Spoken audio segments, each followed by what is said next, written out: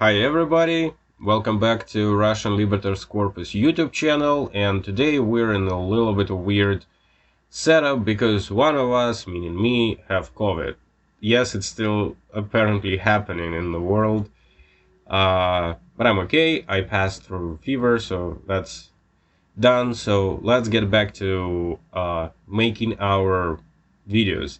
And today we're gonna talk about very interesting topic for me, because one of our viewers asked if I can elaborate on about my work on Echo of Moscow. I'm really excited to record this specific video because honestly, I don't know much about Alex's experience in Echo of Moscow, and I'm looking forward to learn more about how it all took place. So, with no further ado, I would love to ask a few questions, Alex, and I appreciate if you provide a detailed response because I think our viewers are going to enjoy a real experience in an independent Russian medium.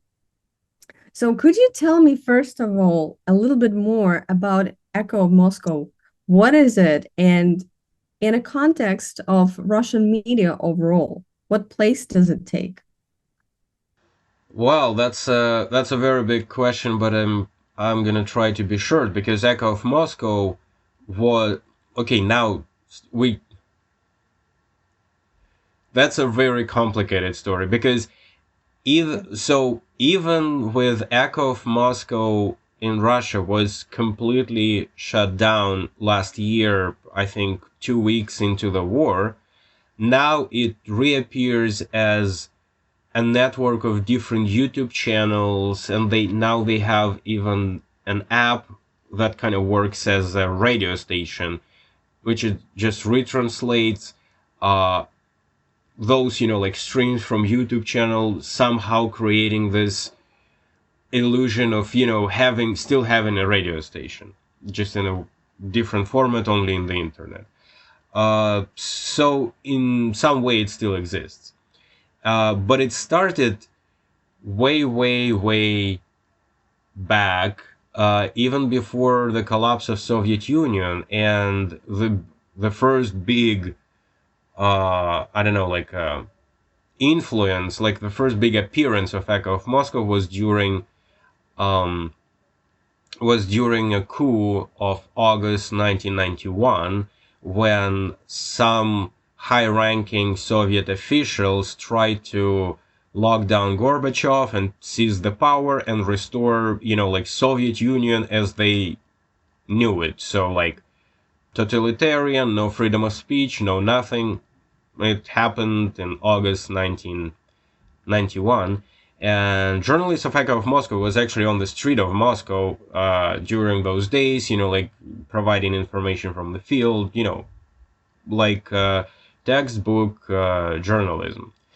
I'm not gonna go into the, the history of this whole, all those, more than 30 years, but uh, basically what I'm saying, it's pretty old establishment that has a reputation of one of the few Russian independent media outlets over time, and that I think I should talk about it a little bit more because um, if we're gonna be simplistic, yes, yeah, it's independent because, for example, Alexei Navalny was a prominent guest on Echo of Moscow, which hard to imagine.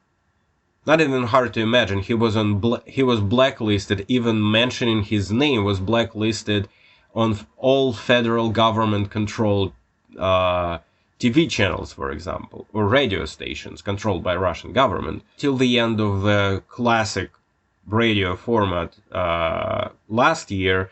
Echo of Moscow was a platform for oppositional politicians, activists, and so on to to share their views, to talk about stuff.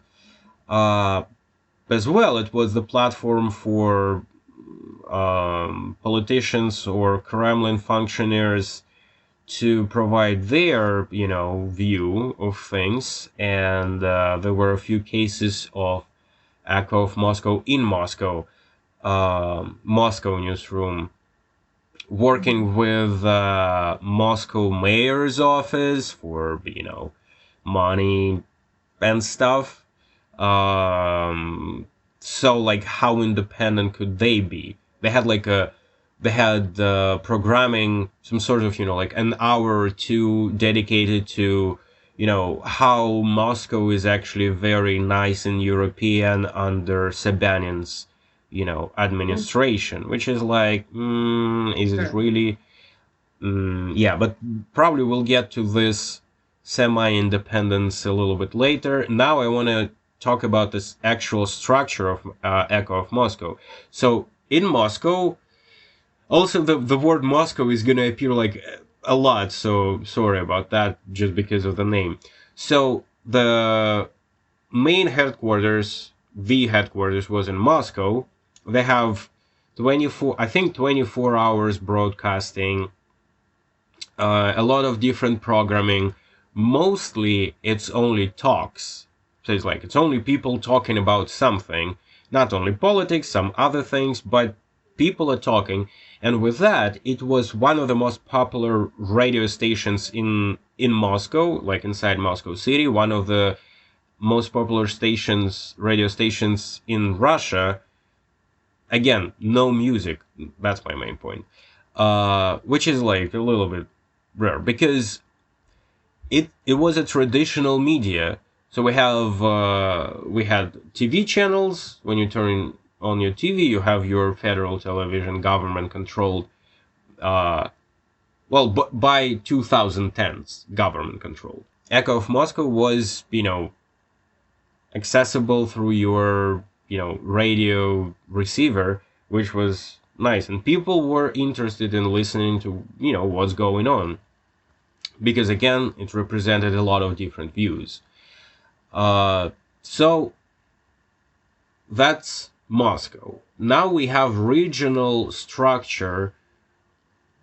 This is where it's gonna get a little bit more complicated because I was working in Yekaterinburg, and our outlet was called Echo of Moscow in Yekaterinburg. I think our model was pretty much the regular model for any regional, like rebroadcasting, um, let's say, deals. So we had a local newsroom with our, maybe like 6 hours of live air plus news throughout the day. And our radio station was actually a part of a local media holding, not related to Moscow owners of Echo of Moscow at all. So we had independent editorial policies. So that's why regions where there was any local programming, it might be only news, might be some live airs, local editorial policies were pretty different. So we can have Yekaterinburg, I would say, was one of the most, if not most, independent of all when it comes to, like local air, local news. People from Moscow don't tell us what to do. So it all comes to our owners, like a local owners of the radio station. And in case of Yekaterinburg, it was a media holding controlled by Nikolai Grahov, who, fun fact, used to be a president of Sverdlovsk Rock Club in the 80s. So he's like a long-lasting stories of like media, like a media magnet in a way. But by local standards, yeah, he was a media magnet. He controlled at least, I would say, 5 or 6 local radio stations, mostly musical radio stations and Echo of Moscow. So in that sense, we were independent from Moscow editorial policies, and our the owner of the network was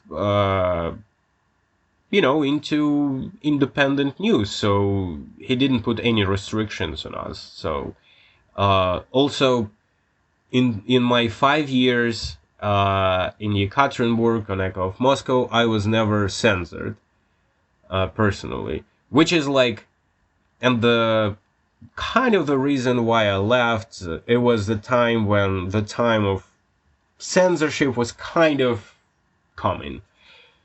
So I didn't want to do any, like scandals or anything, so I just left. Let's imagine some other region, and I know cases, I'm not going to talk about them, but there are like some regional stations who would talk about, with my colleagues, who were talking about that they are kind of a disgrace because they were, let's say in 2012, they were working with local administrations. I mean, they were already uh, on this like money hook from local administration, and they basically were saying whatever the people from the like a governor's office were telling them to say. What I summarized from this is that they had a Echo of Moscow in Moscow, which was pretty dependent on the federal policies of censorship, Right. so to say. But Oh, on okay, the yeah. So also important fact about the owners: the control of Echo of Moscow in Moscow was taken by Gazprom Media, and Gazprom is the government control company that actually works with gas. Like you can ask like what do they have to do with media, but Gazprom Media, it's controlling a big media empire in Russia. uh, so it's indirectly controlled by the government. So I guess I cannot judge like how much of a compromise, how many compromises they were back in the day, because I didn't work in Moscow.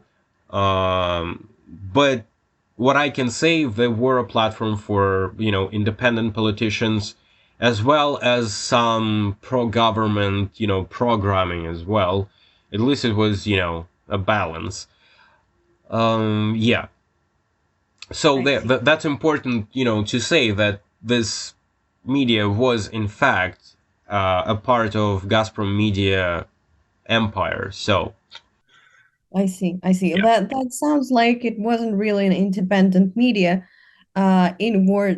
inside of it. Outwardly, it was claimed as such, but in fact, it was very dependent on the federal policies. However, on the regional level, the autonomy of regional branches of this radio station or media was relatively, um, to a certain it had a certain extent, and it also varied from region to region. So let's say in Ekaterinburg, it was pretty independent, and they had the power to even interview Navalny when even his name mentioning was blacklisted.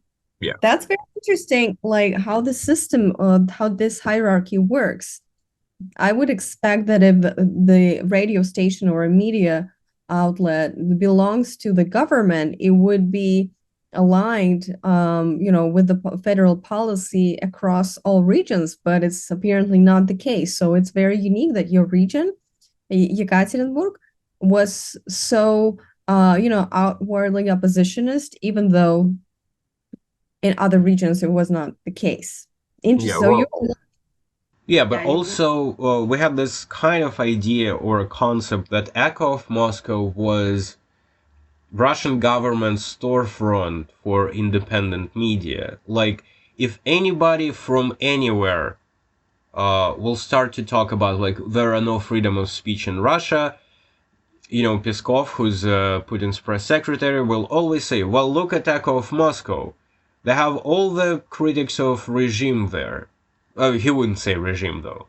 Uh, and that was true. So as far as I know, there were no blacklists on Echo of Moscow in Moscow.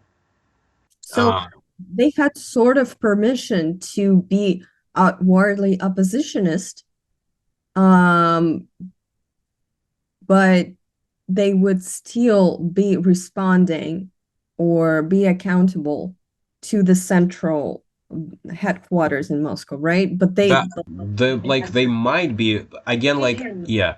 I don't know the cases when I know the cases when Venediktov, who's like probably one of the most controversial figures in this whole story, protected his journalists like the chief editor should do from from the government, from the pressure from the government, from criminal even criminal cases, which is that's also worth mentioning with more shit that I'm about to say about this guy overall. So it's very like it's not simple. It's very nuanced, and also Venediktov. Yeah, Venediktov himself was uh, well connected. He can would you tell me, can you please yeah explain our viewers who Benediktov right is? Because not everyone knows. Like, if you would like to provide any background on this personality, I would appreciate if you introduce him. yeah. So Alexei Venediktov is for a long time. I don't remember when he started to be a chief editor of Echo of Moscow. He was there since the beginning. All the time that I was there, starting 2011, he was already chief editor, Jesus, uh, till the end of the radio station. So for years, and he's well connected in the Russian political elite in Kremlin. He always uh, he was like a buddies with Peskov, who's Putin's press secretary, and by proxy, because like Peskov is considered to be so powerful, although he doesn't have any like powers, like in within the system. His only unique power is that he has access to Putin himself. So like by proxy, if you are a buddy with Peskov, you kind of closer to Putin. And of course, and also Venediktov has, well, probably he knew all the like ministers, deputy ministers, all the everybody from the parliament, like very well connected, which allowed him to, maybe balance, to make sure to make those, compromises work. That station is not going to be censored. At least that was the case for a while. And the station would be able to, invite Navalny, for example, when he was already Putin's enemy number one. It's very interesting. On one hand, Benediktov had a close friendship with Putin's press secretary. On the other hand, and apparently it pressed on him certain obligations, right, to not go over certain limits. But at the same time, this close friendship and the authority that it had provided allowed him to be that outwardly oppositionist at the same time, right? Like, this is a very intricate pattern of connections, and it that has a very interesting outcome. So, Right. I have a question here. Mm-hmm. Um, how did you like? How did you end up there? How did you get into Echo of Moscow on Earth? Well, I mean, it was kind of random a little bit because I was, And yeah. I'm pretty sure some people are struggling to get there, and you just got there randomly. Well, again, it wasn't the Moscow office in Yekaterinburg. No, but And I'm pretty sure you could find some competitors across the candidates on this position. How Like, why you? No, I mean, like, I was looking for a job at some point in my life. And I saw this, and I saw their ad. They were looking for, like, they were looking for reporters. So I went there. Like I did, some test recordings of me, like, reading some news, and it's like a basic interview task. It's nothing fancy. It's no elaborate process. And as far as I know, there were not a lot of competition at the time. So it was kind of random. And also, it happened. It happened in 2011, in the summer of 2011, which was 6 months before the widespread Russian new wave of protests started. Um, so I was kind of observing this whole situation from within, you know, how it was brewing, how in like unexpected. Nobody expected any protests in 2011, but they happened, and since then I just was working on that topic. I see. Yeah. So once you got there, what was your job? What did you do there? So I was a reporter. So basically, I would go somewhere to, events, rallies, or, parliamentary hearings. Well, anything what was happening in the, not so far away. Because again, like, uh, we were terribly understaffed, and the salary was one of the lowest in the field. For other comparing to other local medias. For Yekaterinburg, again, Yekaterinburg is a pretty specific city. It's outside St. Petersburg and Moscow, but it's relatively wealthy comparing to other Russia and all that. So yeah, I was doing that. And actually, another fun fact, I was back in the day in 2011. Actually, I interviewed Navalny before he. Wow, Yeah. Well, really? it was kind of a it was like a small friendly media group interview. So it was Navalny, Leonid Volkov, who kind of brought him to Yekaterinburg, and Leonid Volkov, who's used to be Navalny's the head of Navalny's team, but now he's kind of not. That's another big story that maybe for some another video. He's still part of Navalny's team. He's still, pretty well known Russian opposition politician, but uh, not at the top of Navalny's team now. So in 2011, Leonid Volkov was running for regional parliament, and as a part of his campaign, he brought Alexei Navalny, who at the time was just starting politician.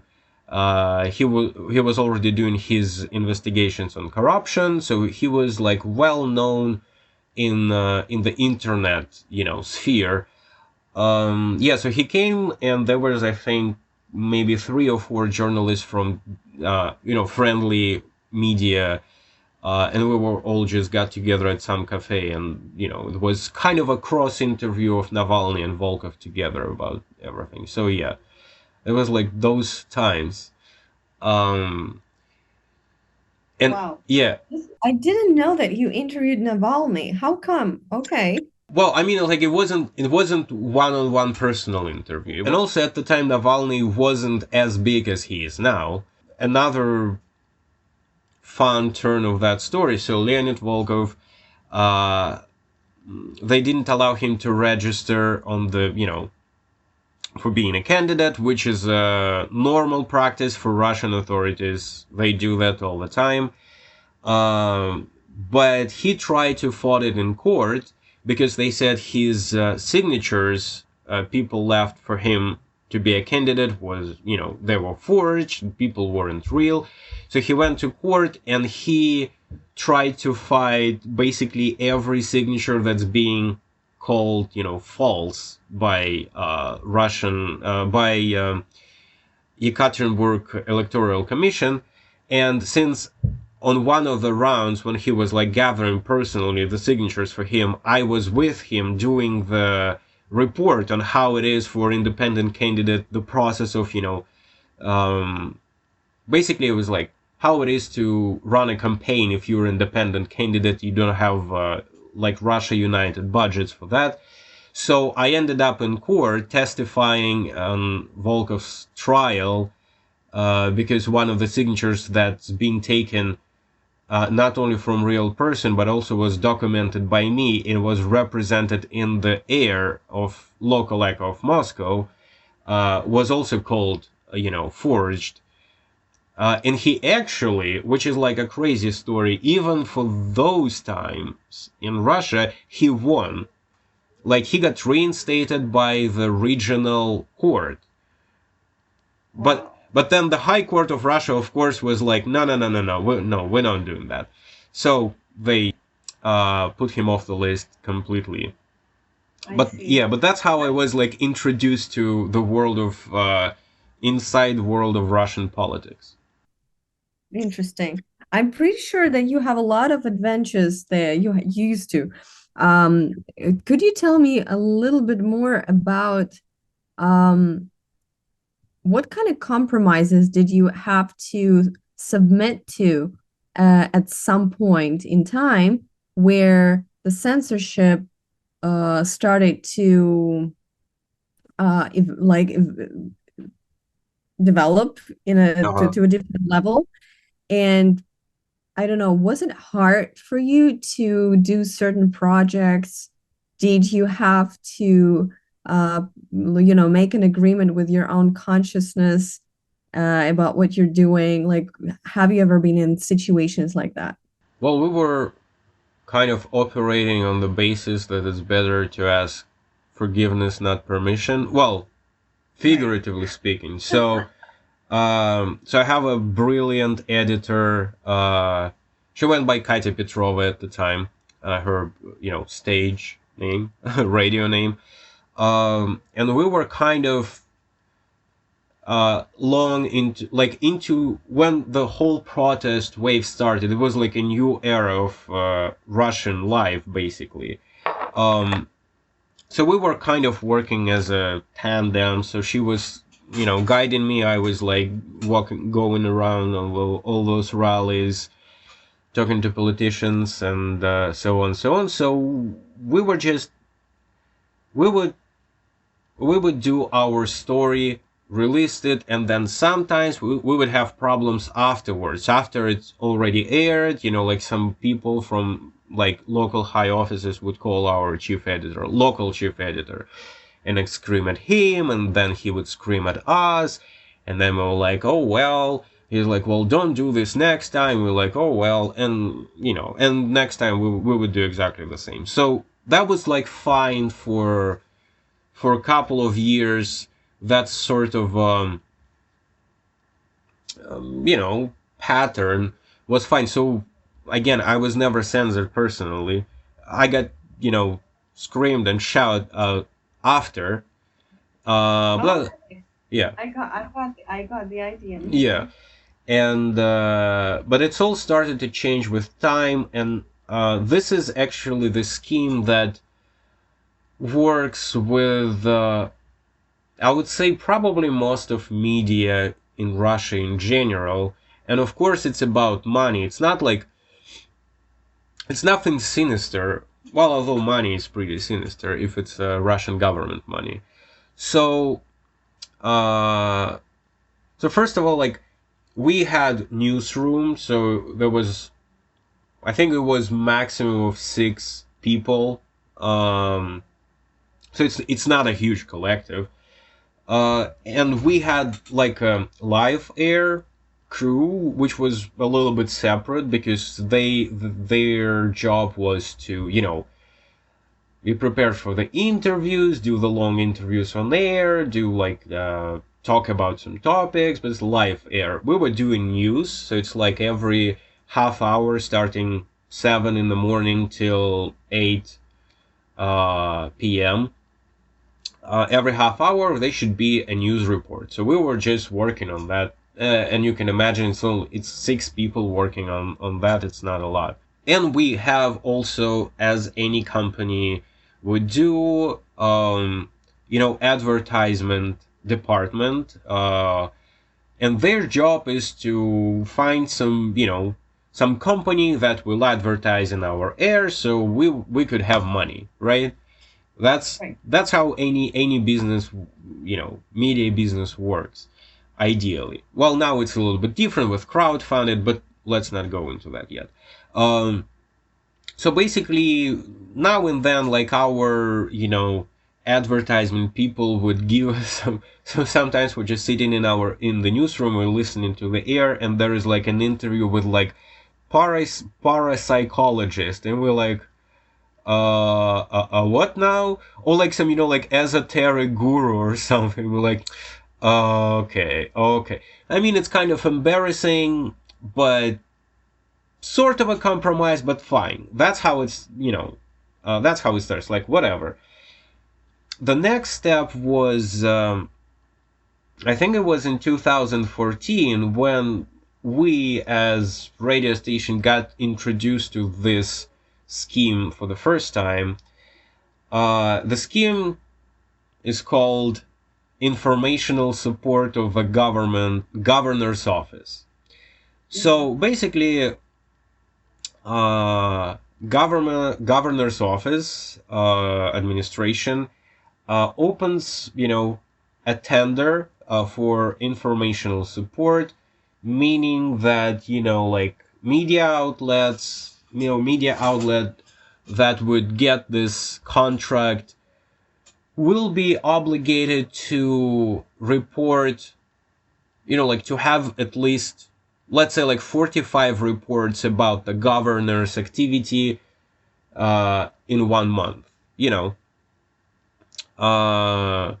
so meaning like sometimes talking about some bullshit stuff he's doing, because even a very busy and effective and good governor might not have 45 times, worth mentioning in the month. So you can kind of see how it might shift the overall, informational, picture of everything.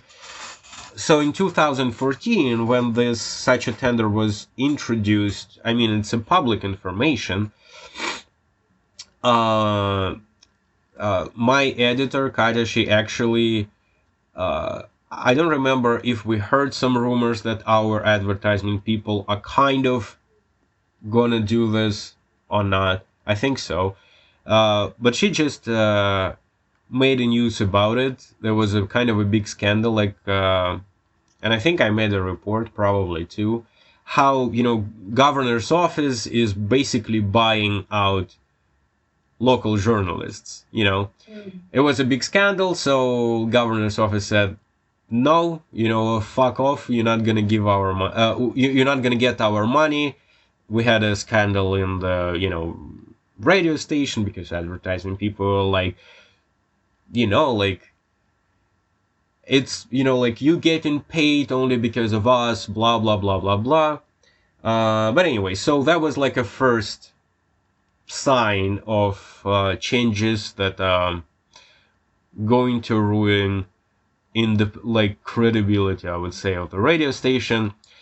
So it was 2013, and those contracts, they like a year-long contract. So the next wave would be in 2014, which is a completely different year because, as I think our viewers remember, 2014 was the year when Russia annexed Crimea, was sanctioned by a lot of countries. Also, oil prices went down, ruble went down, everybody was in panic, or not in panic, but like everybody's money were tight, especially advertisement budgets. So all of a sudden, our radio station, other local media, suddenly they got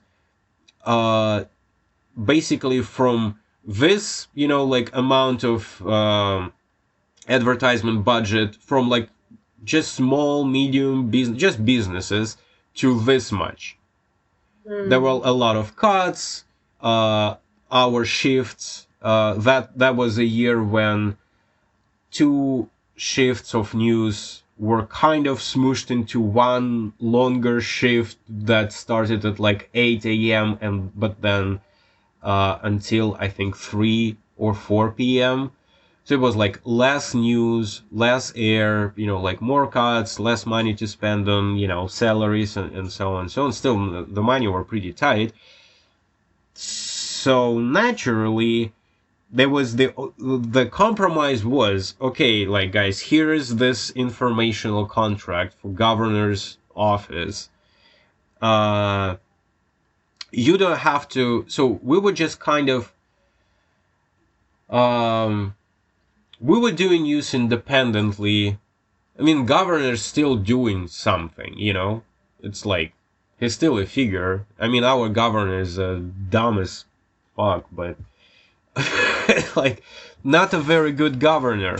But also, like in Russia, it doesn't say much. The bar is pretty low. I guess, like by Russian standards, he's pretty average. But still, he does some stuff. He appears, he talks, he does like sometimes stupid statements. So we were covering it, and we were just sending all mentions, like as a part of this contract. Like, we talking about governor, relax. But of course, I was like, okay, now it doesn't feel that good because now we actually have a financial connection to, local administrations. Like, not cool. So year Okay. 2014.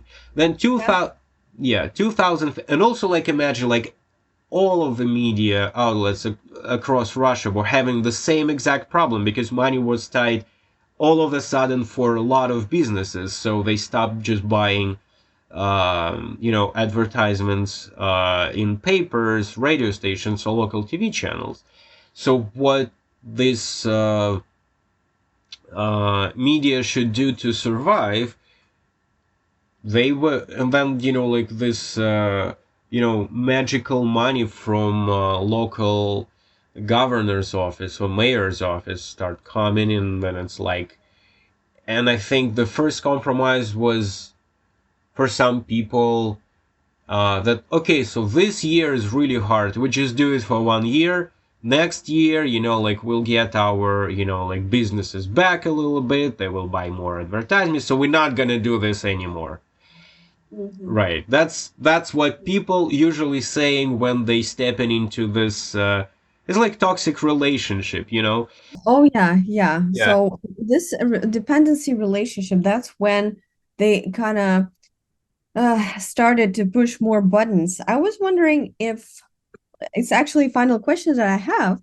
Uh-huh. Mm, did this experience in Echo Moscow affect your decision to immigrate from Russia at that time? I wouldn't say like this exact. I mean, in a way, yes, because so in 2015, of course, no contracts were ended because at some point it was like less of just sending the mentions of the governor and more giving the news they want to do. Like they would send, their press releases, and there's like, guys, you should put this on, you should put this on, uh, which is like, there's like more struggle for me. Like it was a very big compromise already. Although like I never was censored. Again, I mentioned it just to make it clear, but I was being shot at more frequently for doing this or doing that, or I was doing some reports that were out of the report for the governor because they were not so complimentary on his job. Uh, so it was just more and more pushing of, now you should say this exactly. And that's what finally kind of and then in 2016 I just left because it felt like now it's sooner or later they just gonna come to me and they will say like, this is what you're gonna do today, this is your story for today, how our governor is a brilliant tactician or whatever. So I left. but in a way, yeah, that was happening all around Russia. There were few independent, like truly independent media outlets from government at least, but the number of those outlets were like very narrow. So uh and there were a lot of good journalists, and I never considered myself a journalist in the first place. When I started, it was kind of, well, it's a job. I mean, I can do it, I can do it good because I have my ethical standards as well, so that I kind of comply with journalist ethics, and it's like no problem. But I never was an investigator, or like very like your hardcore journalist type. So I was like, it's gonna be pretty hard for me to find a job that would allow me to do what I can do, uh, without Without compromising your without values. compromising, yeah, my ethical code, or without like working straight up or through like different schemes for government money, which I never wanted to do in the first place. Also, like, I might be investigative journalist. I mean, I would need to to do some training, actually do that, but also that would be like, that's very risky thing to do in Russia.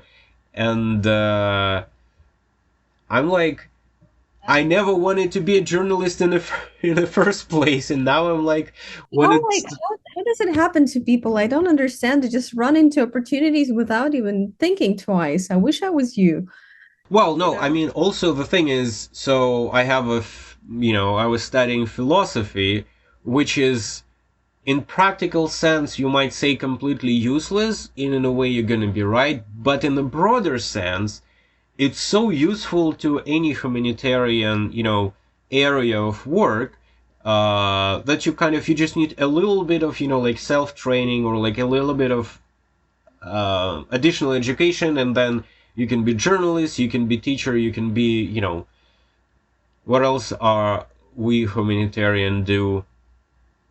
On top of my head, I can't remember. Yeah. Yeah. Yeah. I said that every science has philosophy, like PhDs, doctor of philosophy, because every science has their philosophies. Yeah. And philosophy is the queen of social science because that's the actual philosophy. Yeah. Yeah. Yeah. Yeah. Right? So just, with it kind of helped me a lot. So I never had problems with staying on the job, like to be competent for the job I was doing, kind of because of that. But again, specifically journalism, I I was thinking about it when I was like in high school, but then I decided that it's like too small for me, because if I want to change the world, I need to study philosophy. It's like, but ended up being a journalist anyway. Alex, I think this is amazing. Like, I'm really proud that Oh, I know you and I'm in this conversation because it seems like you had an amazingly adventurous experience in Russia and here too, because look what we're doing right now. yeah, but also like, no, it always sounds way better and way cooler than it is, It because usually does. yeah, yeah, because like, I mean, I was doing the thing I'm proud of in my 5 years.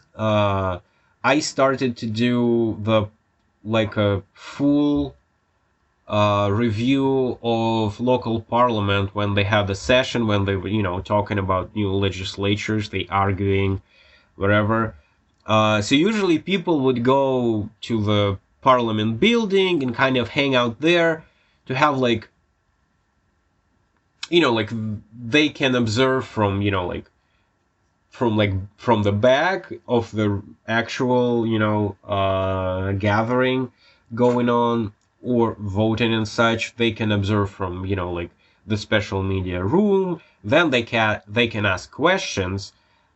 But what I decided to do, I decided to it's like I decided to stay home to watch the translation, the broadcast online, and just do as much coverage as possible to show people not only the, well, like the headline legislature, like today they did mainly this, everybody's talking about this, but I would also like say like they, like did this small stupid thing, this small stupid thing, aside of the big stupid thing they did today. Because I be honest about, like any parliament in Russia in 2010s, they probably was doing some stupid, harmful thing every time they would get together.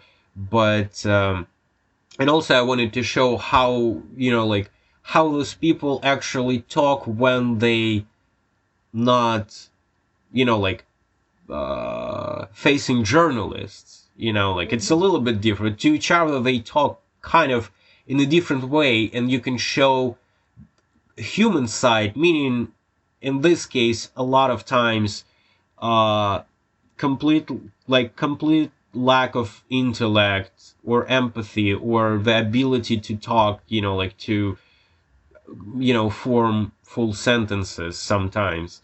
And I was just showing that as it is as kind of my idea. I very like, I was kind of proud of what I'm doing. Didn't make any impact on anything whatsoever because I think people were not super into that, but I thought this is my mission. And now it then it's ended, and now it's like completely, it's pretty sad to think about it with everything what like came after, because we were kind of laughing at those people most of the time, well, showing them for who they are, but in the meantime, like Russian propaganda was working towards war, and as last year shown, it was very effective, like painfully effective, and we as journalists did pretty much nothing to stop it because we were kind of laughing on how propaganda is, stupid. It was stupid, but it was working. So what you gonna do? So many things in this life work just because they're stupid. Yeah, Alex, I really, really appreciate that you shared your story in such a structured manner. And I think if our viewers are interested, I really welcome your comments, guys. Any questions to Alex? Anything curious that you might have come up with, please share with us. Because I honestly, I would ask a couple of questions more, but I think the timing is already, off. Yeah. And yeah, and I really, really appreciate your story, Alex. And now it's your turn. You know what to do. To do what? Are we wrapping up the video, or now it's my turn to start ask you questions about your No, occupation? definitely no questions to me today. Not I'm today, done. okay. Done for the day. Okay, and yeah, for let's say for the next time, let's call it the fall of Venediktov, the fall of Alexei Venediktov. Let's do a video about this because it's also, I think, pretty interesting topic that could be addressed. Yeah, Yeah. I actually welcome our viewers to put in a comment if they would like to learn more about this very interesting personality that was in this kind of gray area that on one hand accommodated a great deal of autonomy for Echo of Moscow in Ekaterinburg, as I understand. No, And Venediktov was in Moscow. in Moscow, yeah, Yeah. but at the same time, he was in a close relationship with Peskov. So And all that's other bad people from Russian government. of course, Yeah. bad people from the Russian government. We know who you mean. So yeah, other than that, I have no more questions to you, Alex. I think that was great. And yeah, All now right. it's your turn. Okay, so then that's it for today. And guys, like this video if you like it, show it to your friends if they may be curious about the history of Echo of Moscow. Although I didn't provide a lot of history of Echo of Moscow per se, it was my history on Echo of Moscow. Hit the bell and of course subscribe to our channel, and see you next time. Bye bye. Bye.